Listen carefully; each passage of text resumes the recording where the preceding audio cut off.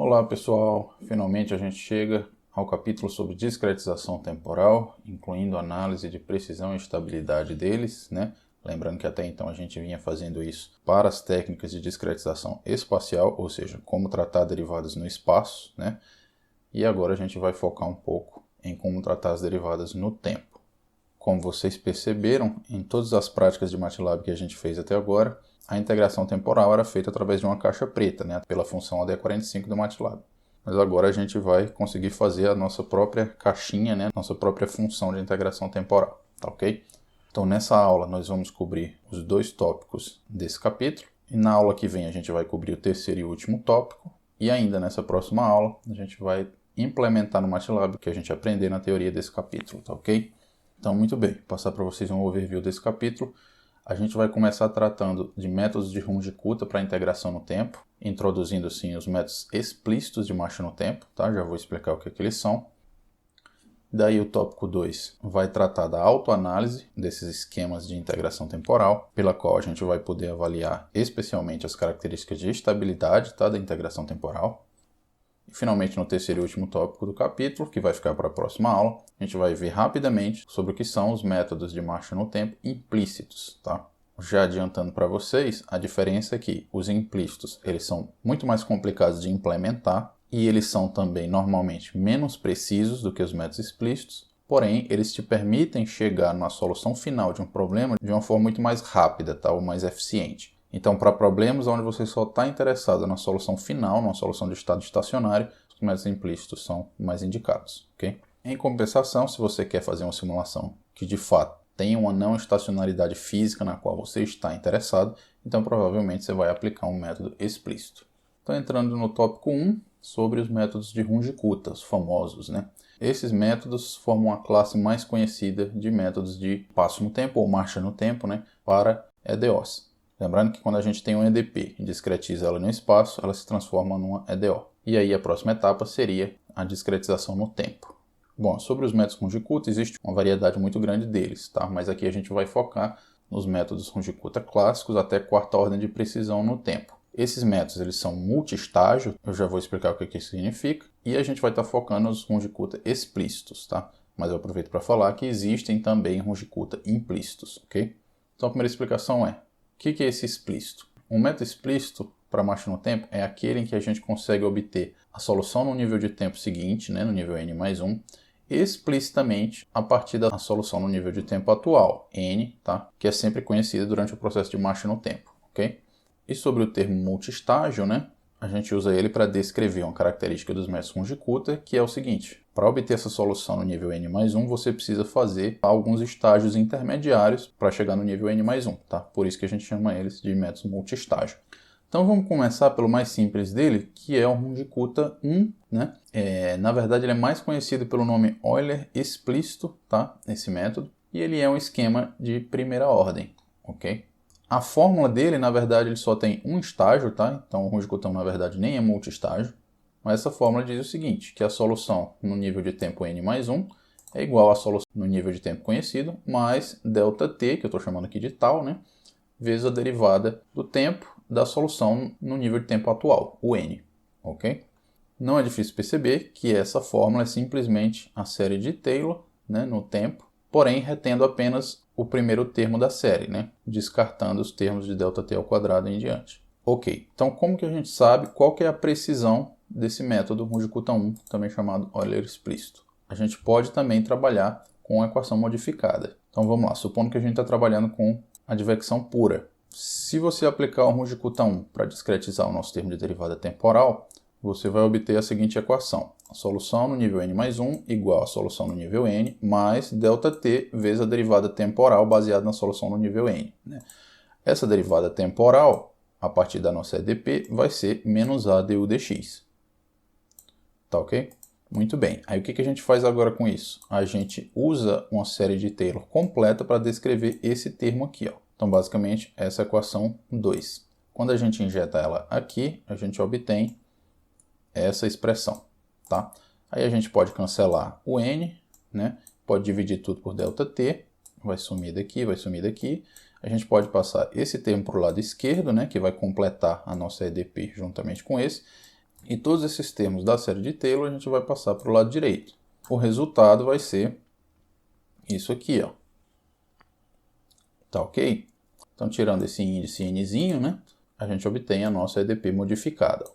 Então, perceba que do lado direito, nós só estamos vendo erros de truncamento relacionados ao erro temporal, né? Por isso que aparece ΔT ao quadrado. Por quê? Porque a gente só aplicou a discretização para esse termo, não aplicou nenhuma para esse, tá ok? Em geral, quando você aplica uma discretização para os dois, vão aparecer erros proporcionais a ΔT e erros proporcionais ao ΔX, e suas potências, né? Como a gente já está acostumado.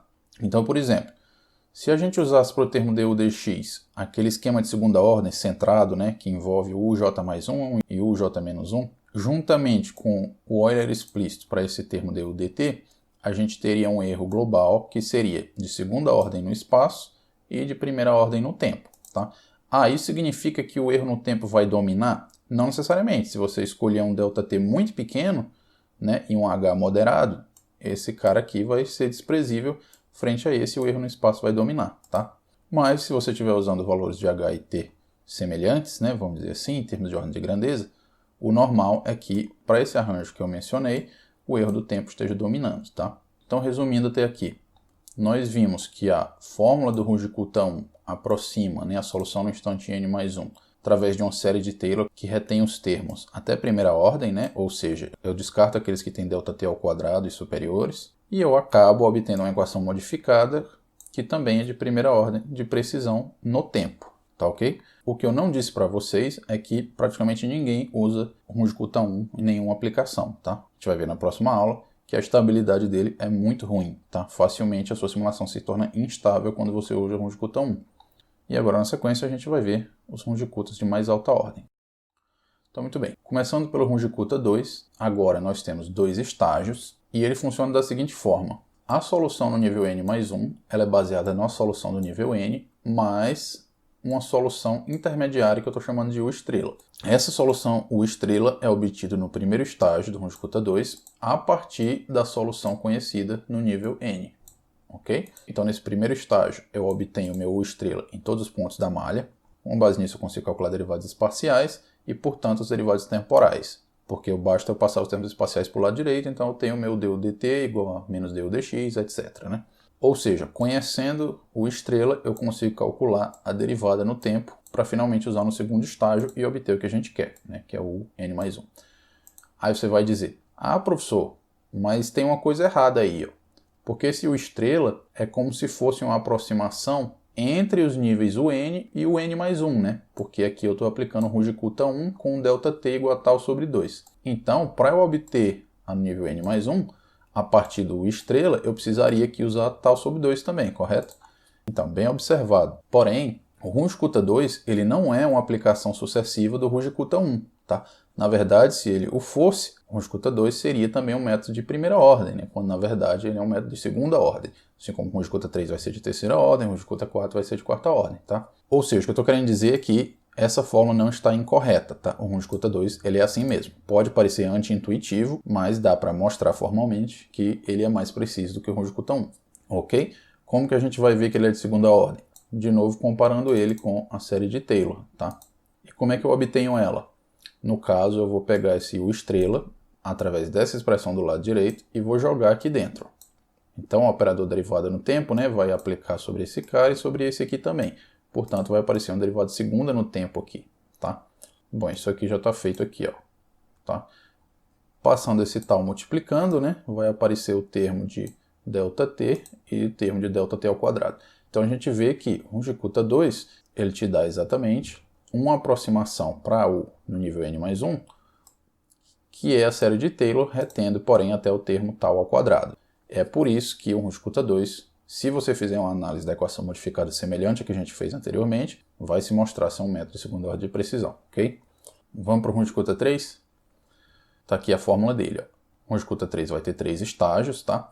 Então ele passa pelo cálculo não só de uma solução intermediária U estrela, mas também de uma segunda solução intermediária U duas estrelas, né? Que é função de UN e de U estrela.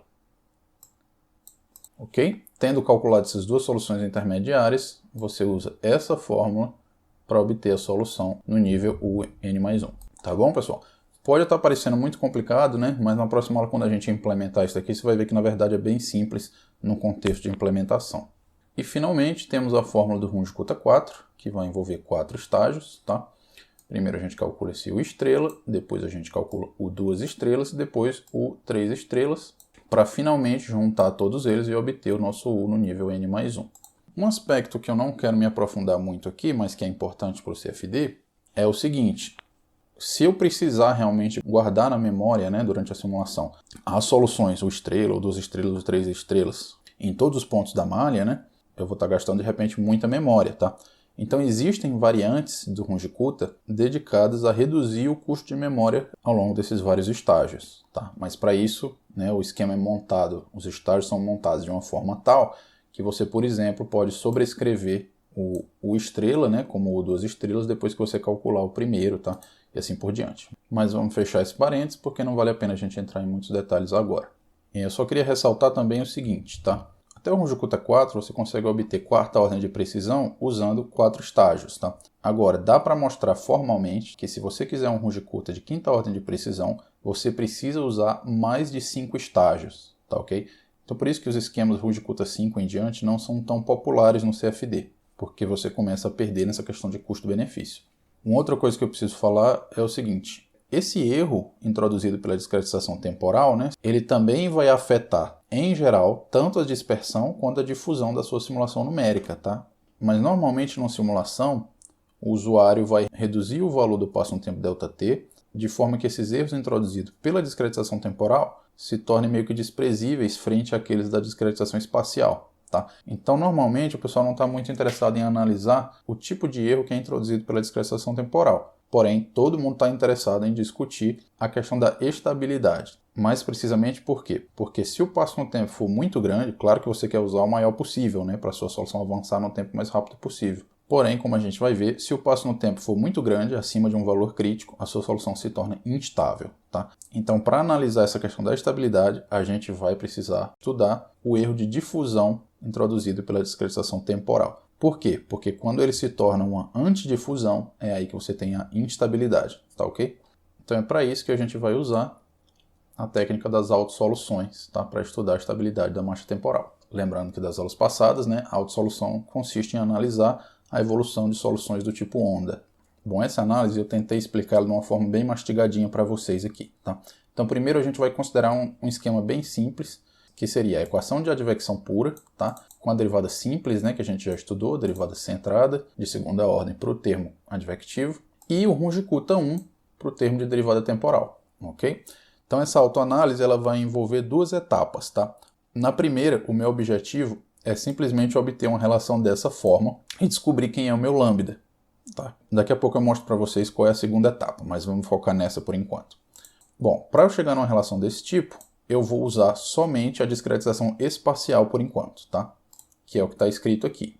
Não apliquei nada para o termo temporal por enquanto, e o que eu faço então é assumir uma solução do tipo onda. Então, se eu digo que essa aqui seria a solução no ponto J, a solução nos pontos J mais 1 e J menos 1, eu teria que colocar um x mais h aqui, né? Então, como a gente já viu em aulas passadas, a gente pode usar essas relações, ó, onde aparece aquele fator adimensional hk, que está relacionado ao meu nível de resolução da onda.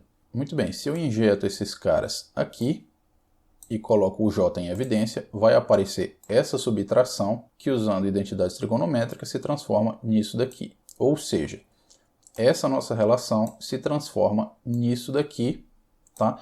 Que é justamente da forma como eu queria, né? du dt igual a lambda uj, onde o meu lambda é esse cara aqui, ó. Porém, o que nos interessa mesmo é obter essa expressão para o lambda tal. Por quê? Ela vai ser adimensional. Então, quando eu multiplico isso aqui por tal, vai aparecer esse termo, que vocês já devem lembrar da cara dele, lá das primeiras aulas, né? Claro que vocês lembram, né? Imagino que vocês iam esquecer isso. É o chamado número de CFL, tá? O número de Courant-Friedrich-Lewis. Esse número, que é basicamente um passo no tempo ΔT adimensional, ele é de uma importância prática tremenda no CFD. Por quê? Como a gente vai ver na próxima aula, a estabilidade é definida através de um valor do CFL crítico, tá? Então, por exemplo, para um determinado esquema, seu CFL crítico vai ser 1.5, estou chutando, tá? Isso significa que, escolhida uma velocidade de propagação e o tamanho de malha, o seu ΔT tem que ser tal a não extrapolar o CFL crítico. Ou seja, essa condição de estabilidade via CFL vai te prescrever o maior ΔT que você pode usar na sua integração temporal e ainda assim ter uma solução que não vai divergir no tempo. Tá ok? Claro que se você estiver usando um esquema instável para discretização espacial, como por exemplo um esquema downwind, tá? Ela vai divergir de qualquer jeito. Mas se a sua parte espacial estiver estável, esse critério do CFL vai garantir que a parte temporal vai estar estável também. Só lembrando que esse valor crítico de 1.5 que eu falei, na verdade, ele vai depender tanto do esquema que você escolher para discretização espacial, quanto para o que você escolher para discretização temporal, tá ok? Bom, então essa foi a nossa primeira etapa, né, da autossolução, que foi obter uma relação desse tipo, e a partir dela deduzir uma expressão para lambda tal. Então a gente pode passar para a segunda etapa, que é a seguinte: obter uma relação desse tipo, entre a solução no nível n+1 e a solução no nível n, através de um fator que eu estou chamando de zeta. Bom, e como você obtém essa relação? Então, agora é que entra a aplicação do seu esquema de discretização temporal escolhido, porque é ele que vai te dar essa relação aqui, né? U de n+1 em função de un. Então, no caso, aplicando Rouge conta 1, que a gente escolheu para analisar aqui, né? Você tem essa relação, e a esse ponto você já pode usar que o seu du/dt é lambda u, né? Porém lambda un, né? Porque você está calculando a derivada no nível n. E aí, ao isolar o n, você obtém o seu fator zeta. Tá ok? Já temos a relação desse jeito, já sabemos quem é o zeta. Em geral, o zeta vai ser função do lambda t, por isso que a gente isolou o lambda t antes, tá? Ou seja, como o lambda t é função do KH e do CFL, o nosso zeta também vai ser função do KH e do CFL. Preciso só fazer uma observação que é o seguinte: esse número de CFL, não sei se vocês perceberam, mas ele surge justamente por causa do termo advectivo. Lembra que aparece uma velocidade A aqui, ó? Se nós tivéssemos, por exemplo, um termo difusivo, ou um termo de reação química, ou qualquer outra física lá, nessas expressões do lambda tal e, portanto, no zeta, iam aparecer esses outros números adimensionais, tá? Daqui a um pouquinho a gente vai trabalhar com o termo difusivo também para exemplificar, e vocês vão ver que vai aparecer um outro termo adimensional, no caso agora relacionado ao termo difusivo, que juntamente com o CFL precisa ser levado em conta na análise de estabilidade do método, ok? Ah, professor, estou entendendo até aqui, só que você está introduzindo um monte de coisa intermediária aí e eu não estou vendo ainda a luz no fim do túnel, como que a gente vai descobrir a estabilidade. Calma, rapaz, é isso que eu vou falar agora. Olha só, a solução no nível n+1 nada mais é do que u no instante t mais tal, né? Porém, como a gente está assumindo solução do tipo onda, quem é u de t mais tal? É o próprio u de t vezes um fator que vai ser o exponencial de i ômega t, certo? Na verdade tem um sinal de menos, né? Ou seja, em se tratando de soluções do tipo onda, vale essa relação. Porém, comparando ela com essa daqui, quem que é o fator exponencial de menos i ômega t? É o próprio zeta. Por isso que vale essa relação. E aí, para a gente saber a característica de difusão, basta a gente analisar a parte imaginária desse ômega, que vai ficar em função do zeta, ou seja, em função do HK e do CFL e outros fatores adimensionais, tá? Em outras palavras, para cada HK escolhido, eu vou ter um valor da parte imaginária do ômega. E, portanto, eu sei se eu vou ter, para cada número de onda que eu escolher, difusão ou antidifusão, tá bom? Mas a gente já vai revisar essa ideia. Primeiro, a gente tem que se preocupar com matemática, né? Como que eu isolo a parte imaginária do ômega para ficar em função do H? Bom, primeiro vamos observar o seguinte. O tal em si não interessa para a gente, né? O que interessa são as quantidades adimensionais, no caso, o CFL. Lembrando que o CFL é um tal normalizado, né? Então, vou multiplicar e dividir aqui o tal pelo fator velocidade de propagação A dividido pelo comprimento de malha H. Isso vai me permitir escrever ômega tal como CFL vezes ômega barra vezes H. Lembrando que ômega barra é ômega por A. Ou seja, reescrevendo aqui, né, a gente tem que exponencial de menos i CFL ômega barra H é o nosso zeta, né, que como a gente já sabe é função do HK e do CFL, etc. Então agora eu vou introduzir as partes reais e imaginárias desse cara, tá? Que me leva a essa relação. Simplesmente substituir aqui, lembrando que todo esse fator aqui é o zeta, né, que está aqui do lado direito. Porém, quando eu multiplico distributivamente a unidade imaginária aqui, eu posso separar isso daqui em dois fatores exponenciais, né? Lembrando que esse argumento agora, ele é puramente real, não sei se ele é positivo ou negativo, vai depender do sinal do meu ômega i, Porém, quando eu aplico o exponencial a esse número real, vai me dar um número positivo, certo? Já esse outro fator aqui, o meu argumento é puramente imaginário, né? E, portanto, esse exponencial ele é um número complexo de módulo unitário, né? Ele é uma coisa desse tipo aqui, ó, ok? Cujo módulo é sempre 1. E para que eu estou dizendo isso? Porque agora eu vou aplicar o módulo nessa expressão aqui, ó, ok? Então, do lado esquerdo eu tenho isso, do lado direito eu tenho módulo de zeta. Porém, esse cara aqui tem módulo unitário, e esse cara aqui ele é sempre positivo, né? Já mencionei. Então, o módulo fica o próprio valor do exponencial. Finalmente, aplico o log dos dois lados, ou ln, né? Passo o CFL dividindo e chego nessa expressão bonitinha, tá? Lembrando que o meu zeta ele é função não só do CFL, como também do HK. Portanto, eu consigo plotar esse cara em função do HK, obtendo um gráfico das características de difusão, tá? Que agora inclui não só as propriedades da minha discretização espacial, que era o que a gente vinha fazendo nas aulas passadas, mas também inclui o efeito do erro do seu esquema de discretização temporal escolhido, ok? É importante ressaltar, tá, pessoal, que essa formulinha aqui, na verdade, ela não é particular do Runge-Kutta 1 e da nossa discretização centrada para o DU/dx, tá? Se você der uma olhada aqui com cuidado desde essa parte aqui, você vai ver que o que a gente deduziu aqui não tem nada de específico desses esquemas, tá? Então essa fórmula, ela é totalmente geral, tá ok? Finalmente eu queria dizer o seguinte, apesar de que é possível obter uma fórmula também para a parte real do ômega, né? Ela é mais complicada, tá? Envolve o log de um número complexo e, portanto, todas aquelas questões matemáticas que vocês adoram, né? Dos ramos múltiplos dessa função no espaço complexo, né? Mas, infelizmente, a gente não vai trabalhar isso aqui. Por quê? Porque a gente está mais interessado no aspecto de estabilidade da marcha temporal, ok? Então, resumindo, quando a gente fizer esse gráfico, a gente vai descobrir o tanto de difusão devido ao erro numérico, né? Vai ter para cada número de onda que a gente considera. E se para alguma delas, né, a minha difusão mudar de sinal, ou seja, se tornar uma antidifusão, significa que, pelo menos para algum número de onda, os meus esquemas escolhidos vão ser instáveis, tá? Obviamente, a forma dessa curva vai mudar de acordo com o CFL que a gente escolher, né? Não só por causa desse fator de escala que aparece aqui, mas porque o próprio zeta depende do CFL, né?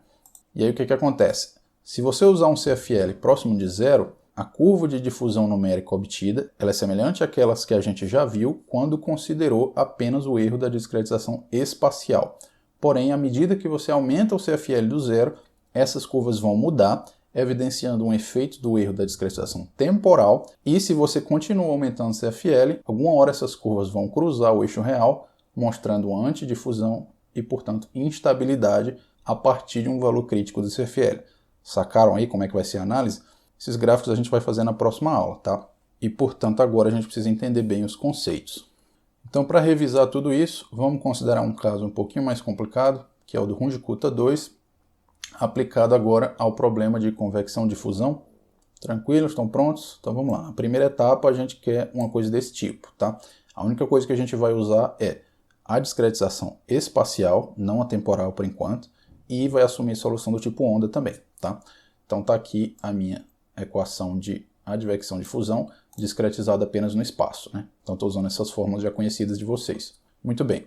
Assumindo solução do tipo onda e usando identidades trigonométricas, você pode brincar com esses termos, né? E você vai obter coisas desse tipo, ó, sempre multiplicando o j. Quando você joga lá de volta, você obtém uma coisa desse tipo, vezes o j, ou seja, chegamos ao nosso du dt igual a lambda u, ok? Onde o lambda é dado por toda essa expressão aqui. Mas o que nos interessa é o lambda tal, que é adimensional, né? Quando entra o tal aqui e aqui, vão aparecer os nossos números adimensionais. O de CFL já conhecido, que está associado ao termo advectivo. E agora apareceu um outro associado ao termo difusivo, olha aqui o mi, né? Esse cara é chamado número de von Neumann, tá? Bem importante para a estabilidade no CFD também. E ele é dado por essa fórmula, ó.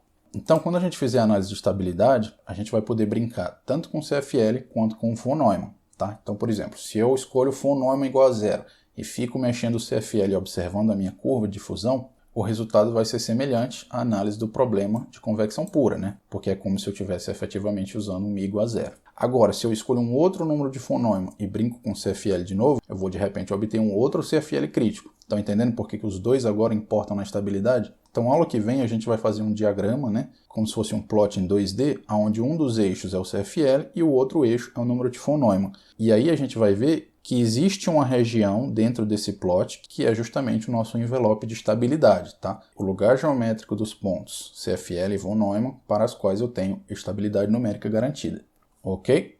Mas de uma forma prática, né, se você não tem acesso a um diagrama desse, você trabalha com valores críticos aproximados, tanto para o CFL quanto para o von Neumann, que vão te dar valores de ΔT críticos, né? Basta você desnormalizar o CFL e desnormalizar o von Neumann, tá? Então, no primeiro, eu tenho um ΔT crítico, acima do qual a minha simulação se torna instável por causa da discretização temporal do termo advectivo.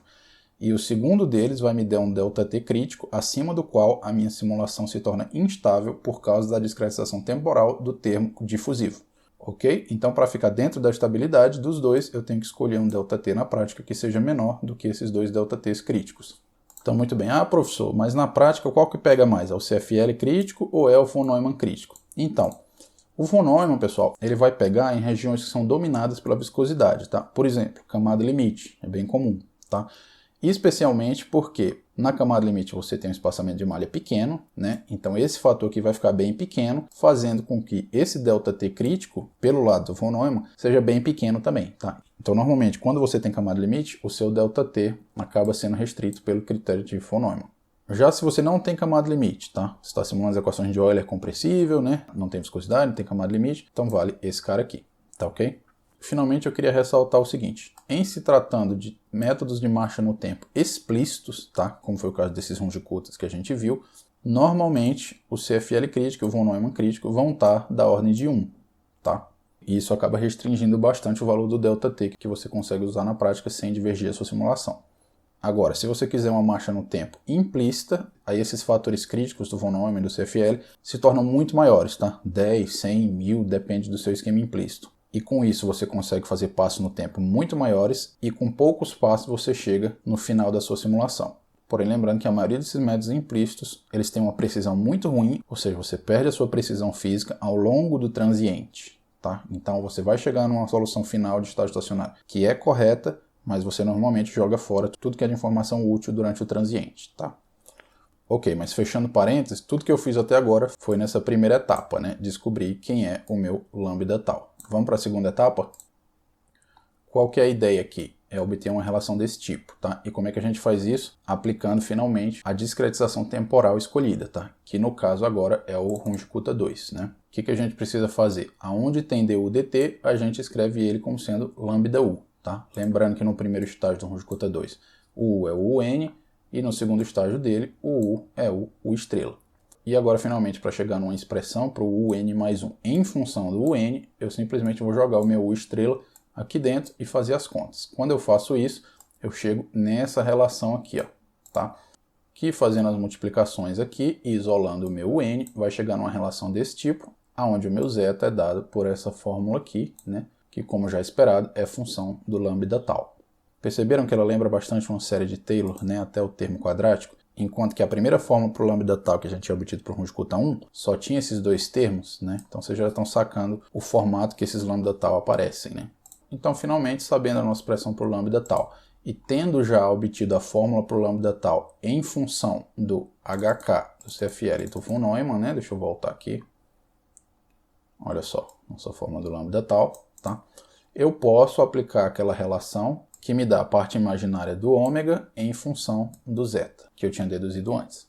E aí plotar esse cara, variar o CFL, variar o von Neumann, né? E avaliar a minha estabilidade. Tá ok, pessoal? Então espero que vocês tenham acompanhado a aula. Qualquer coisa vocês voltam o vídeo aí para recapitular os conceitos. Então na próxima aula a gente vai fechar esse capítulo tratando da marcha implícita, tá? E vai implementar o que a gente aprendeu no capítulo no MATLAB. Tá joia? Então por hoje é só. Tchau!